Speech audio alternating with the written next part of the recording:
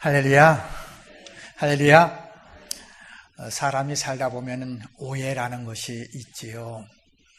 처음 인상이 조금 호감이 있는 인상이 아니면 참 저 사람 성깔이 있을 것 같다, 아니면 저 사람하고 가능하면은 가까이 안 있는 것이 좋을 거다라고 하는데, 또 만나면 만날수록 친구인 사람이 있잖아요. 또 어떤 경우는 아주 말 잘해가지고 혹했는데 나중에 알고 보니까 사기꾼이기도 하고, 이렇게 살다 보면은 오해 속에서 살 때가 있습니다.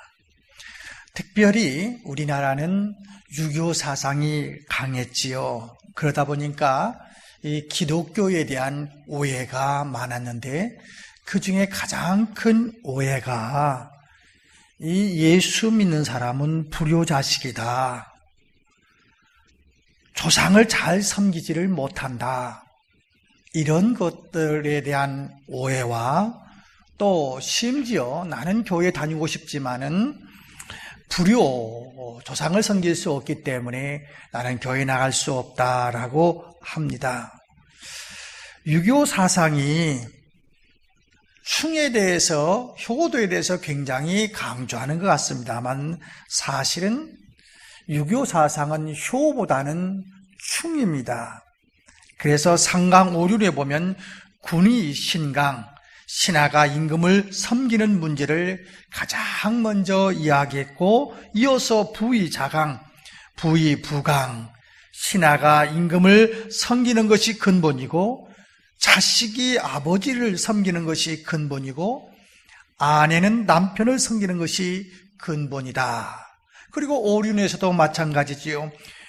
군신, 유의, 임금과 신하는 의리가 있어야 하고, 부자, 유친, 아버지와 아들은 친함이 있어야 하며, 부부, 유별, 남편과 아내는 분별이 있어야 하며, 장유, 유서, 어른과 어린이는 차례가 있어야 하고, 붕우, 유신, 벗과 벗은 믿음이 있어야 된다 합니다. 제일 먼저 임금에게 있고, 그리고 나라에 충성을 다해야 되는데, 그러다 보니까 효를 해야 된다고 하는 쪽으로 이렇게 가고 있습니다만은, 성경은 그보다 더 앞서지요.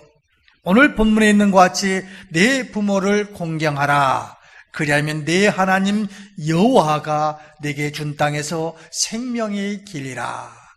충성을 다하기 위해서 효하는 것이 아니라 효가 먼저입니다. 하나님께서 모세를 통해서 율법을 주시고, 그 율법을 압축하여 돌판에 새겨서 모세에게 십계명을 주셨지요. 그래서 1계명에서부터 10계명까지 주셨는데, 그것을 크게 둘로 나누면은 하나님과 사람과의 관계, 그 다음엔 사람과 사람과의 관계이지요. 사람과의 관계 속에서 가장 먼저의 계명이 무슨 계명입니까? 내 부모를 공경하라. 그렇다면 왜 사람과 사람 관계 속에서 가장 먼저 내 부모를 공경하라고 첫 번째 이 계명을 주신 이유가 무엇입니까? 그것은 인간관계를 시작하면서 가장 먼저 인간관계를 맺고 시작하는 관계가 부모요, 가장 중요한 관계가 부모이기 때문에 그렇습니다. 운동을 할 때 운동선수가 기본이 안 되어 있으면은 아무리 훈련해도 실력이 계속 향상될 수는 없습니다. 공부하는 학생들이 기본이 부족하면은 열심히 책상에 앉아 있어도 성적이 앉아 있는 시간에 비해서 그렇게 효과적이지를 못합니다. 우리 인생 속에 살아가는 속에서 가장 기본이 무엇인가, 근본이 무엇인가? 바로 부모와의 관계입니다. 부모는 왜 그렇습니까? 종교적인 의미에서는 하나님의 대리자와 같습니다. 우리에게 생명을 주실 뿐만 아니라 양육자로 대리자입니다.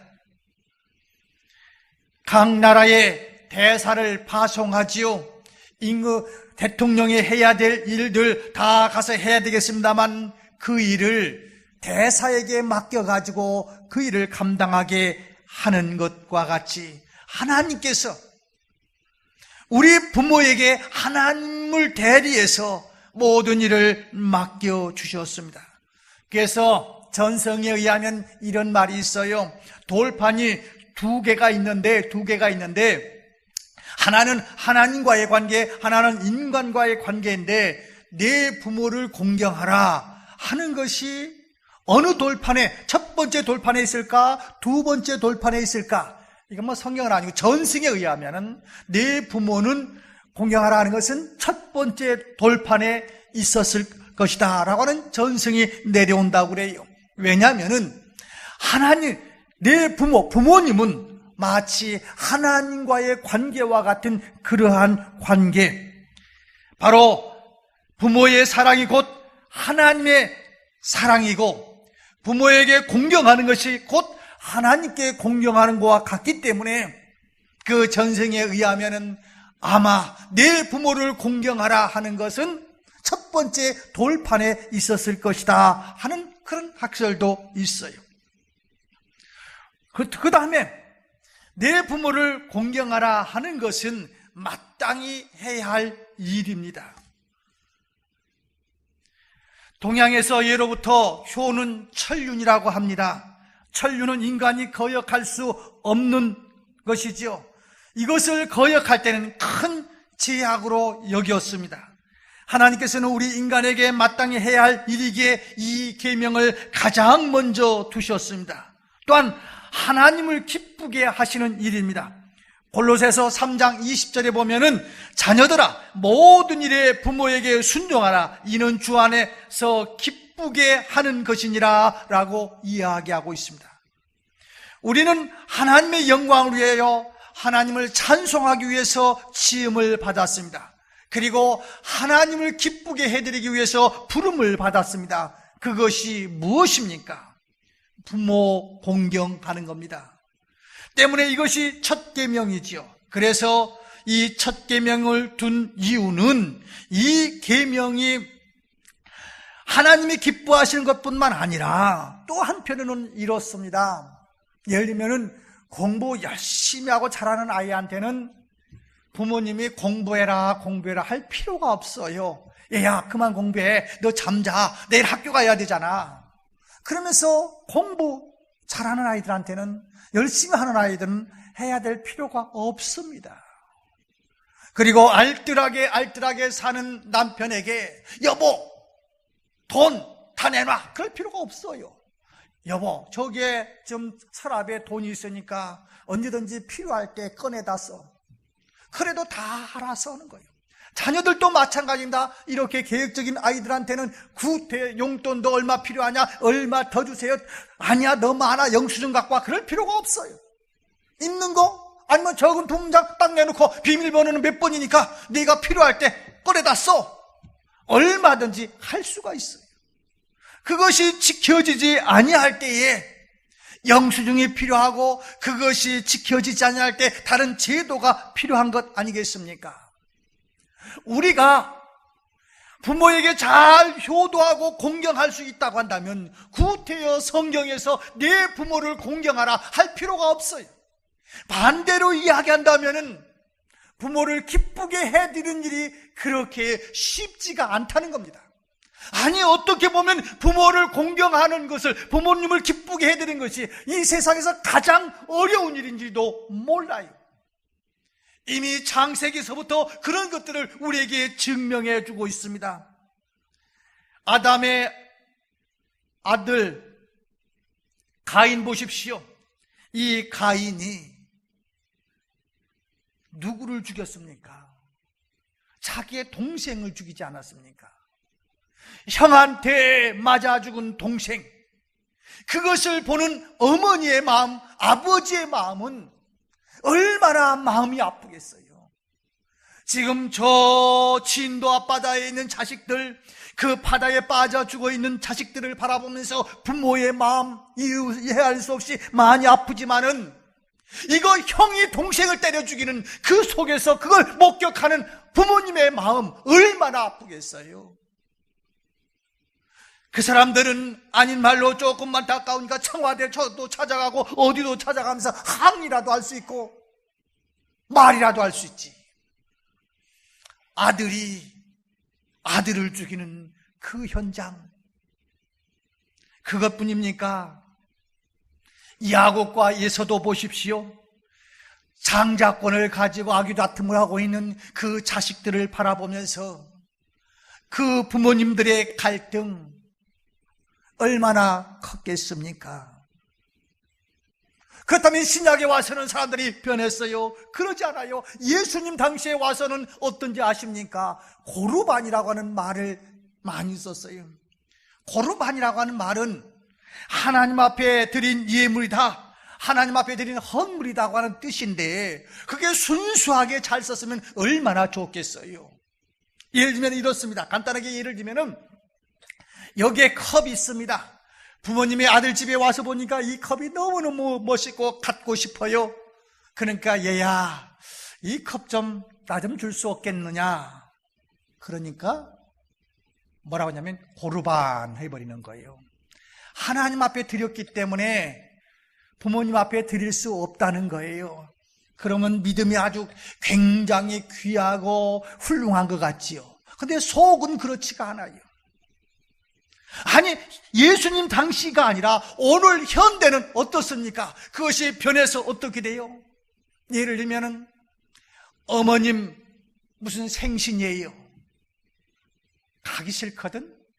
그러니까 어머님이 신앙생활 잘하고 아버님이 신앙생활 잘하니까 뭐 교회 이야기만 하면 다 이해가 되거든요. 그러니까 전화해갖고 어머님, 제가 생신날 꼭 찾아뵈야 되는데요, 우리 교회에서요 어떤 행사 때문에 갈 수가 없어요. 이런 식으로 얼마든지 간다면 그 전날 갈 수도 있고 그 전전날 갈 수도 있고 얼마든지 할 수 있음에도 불구하고 하나님을 핑계로 부모에게 효도하지 못하는 고르반,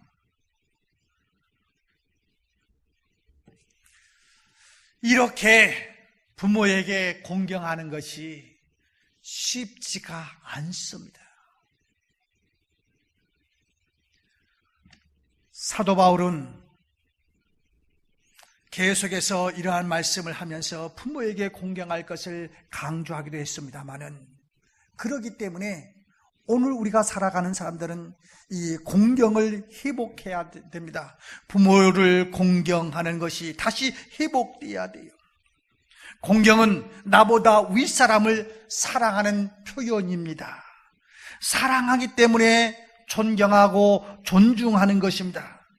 이것이 공경이에요. 존중이 여기다라는 말입니다. 그리고 이 공경은 용납하는 것을 말합니다. 존경할 뿐만 아니라 용납하는 거요. 사랑하기 때문에 용납할 수 있습니다.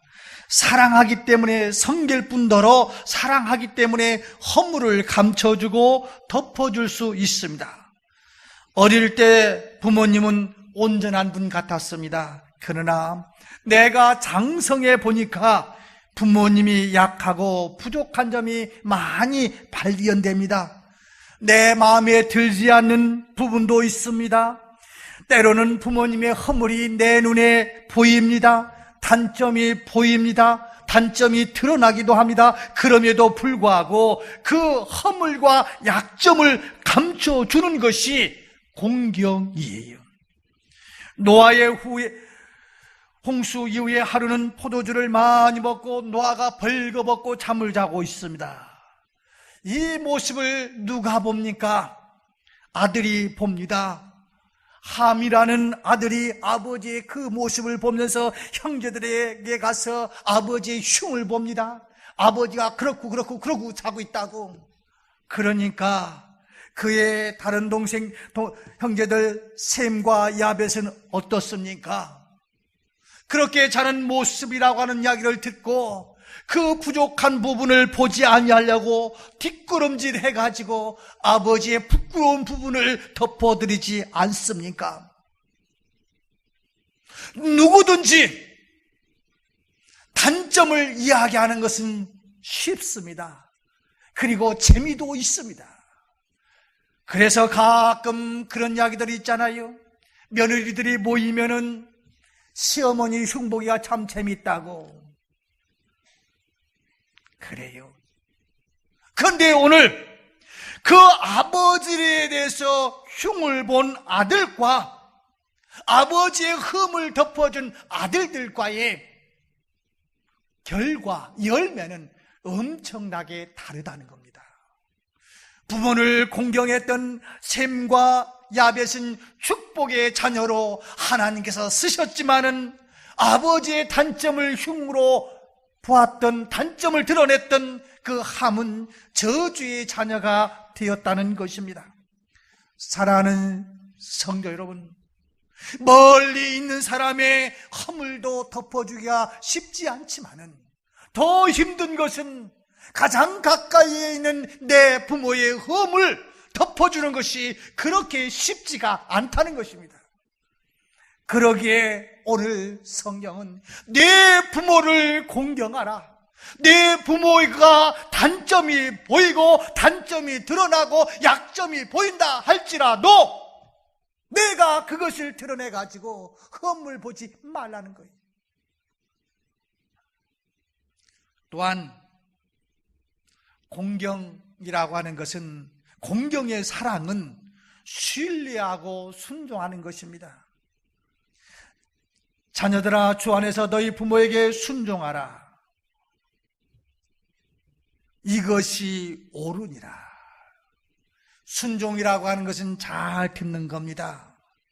부모님의 명령에 대해서, 그 말씀에 대해서 듣고 행하는 것입니다. 그런데 여러분, 부모님의 말씀에 순종하기가 쉽습니까? 쉽지가 않습니다. 조금 전에 말씀드렸던 대로 이것이 쉽다 하면 구태여 하나님의 말씀이 내 부모에게 순종하라고 하는 말씀을 안 하셨을 겁니다. 그런데 내가 성장하면서 나도 본 것이 있습니다. 아는 것이 있습니다. 그리고 심지어는 내 부모보다 더 많은 경험도 했고 더 많은 것을 알기도 하고 정답도 알기도 하는데 그 나보다 뒤떨어져 있는 그 부모님의 말씀에 순종하기가 쉬우냔 말이에요. 성경에 보십시오. 노아 홍수 전에 노아에게 하나님께서 뭐라고 그럽니까? 배를 지라고 하지 않습니까? 이제 물로 세상을 심판할 것이라고 경고하면서 배를 지으라고 합니다. 그런데 사람들은 이 노아의 말에 귀를 기울이지 않습니다. 귀를 기울 수도 없습니다. 마치 치매 걸린 노인의 한마디와 같습니다. 배를 지어도 저 강가에다 짓든지 해변가에다가 지어야지, 저 산꼭대기에다 짓는 그 노인의 행동을 누가 따를 수 있겠습니까? 자녀들도 마찬가지입니다. 정상적인 자녀들이라면 아버지가 지금 하는 행동에 대해서 순종하기가 쉽지 않습니다.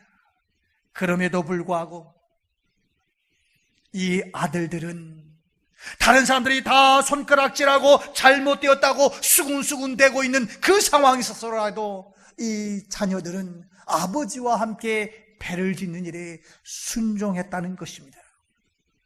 물론 그러기 위해서 부모의 그 모습도 있지요. 성경에 보면 창세기 6장 8절에 보면 그러나 노아는 여호와께 은혜를 입었더라 라고 말씀하고 있고, 9절에서는 그는 의인이요 당대의 온전한 자라, 그는 하나님과 동행하였으며. 사랑하는 자녀들이 부모의 모습을 볼 때 항상 하나님을 의지할 뿐만 아니라 하나님께서 은혜 주는 사람인 것을 깨닫게 되었지요. 물론 그렇게 한다 할지라도 자식이 부모에게 순종하지 않는 자녀들이 많이 있을 수 있는데, 이 자녀들은 부모님이 하는 일에 순종했다는 것입니다. 그래요. 우리가 때로는 부모님의 말씀이 틀릴 수도 있습니다. 합리적이지 못할 때도 있습니다. 의롭지 못한 것을 요구할 때도 있습니다. 그래서 그 속에서 갈등할 때도 있을 수 있습니다. 그런데 오늘 이렇게 말합니다. 공경은, 사랑은 어떤 조건이 붙지 않습니다. 그러나 순종은 주 안에서 내 부모에게 순종하라고 이야기하고 있습니다. 그러면 하나님께서 어떻게 해주실 건가? 내 부모를 공경하라. 그리하면 내 하나님 여호와가 내게 준 땅에서 네 생명이 길리라. 그러면서 이제 신약에 와서는 하나 더 붙습니다. 에베소서 6장 3절에 보면 이로써 네가 잘되고 땅에서 장수하리라. 내가 이 땅에서 내 부모를 공경하면은, 내 부모에게 주 안에서 순종하면은 내가 이 땅에서 장수의 축복을 받을 뿐만 아니라 잘 되면서 장수의 축복이 있을 것이라는 겁니다. 이것이 하나님께서 우리에게 주신 약속입니다. 사랑하는 성도 여러분, 부모에게 공경하는 것은 쉬운 일이 아닙니다. 부모에게 순종하는 것은 그렇게 쉽게 할 수 있는 일이 아닙니다. 쉽게 할 수 있는 일이라고 한다면은 성경에서, 십계명에서, 인간관계 속에서 가장 먼저 해야 될 일로, 거기에다가 십계명으로 주시지 않았을 것입니다. 쉬운 것 같으면서도, 할 것 같으면서도 잘 안 되는 것이, 지나고 나서 보면 안 된 것이 무엇입니까? 내 부모를 공경하라. 이것을 잘 못하는 거예요. 다른 사람들한테는 그래도 체면 때문에 했는데 내 부모에게는 이런 일을 하지 못할 때가 너무 많습니다. 하나님은 우리에게 말씀하고 있습니다. 우리에게 길을 안내하고 있습니다. 어떻게 해요? 내 부모를 공경하라. 그리하면은 내가 이 땅에서 잘되고 장수하리라. 기도하겠습니다. 하나님 아버지, 우리가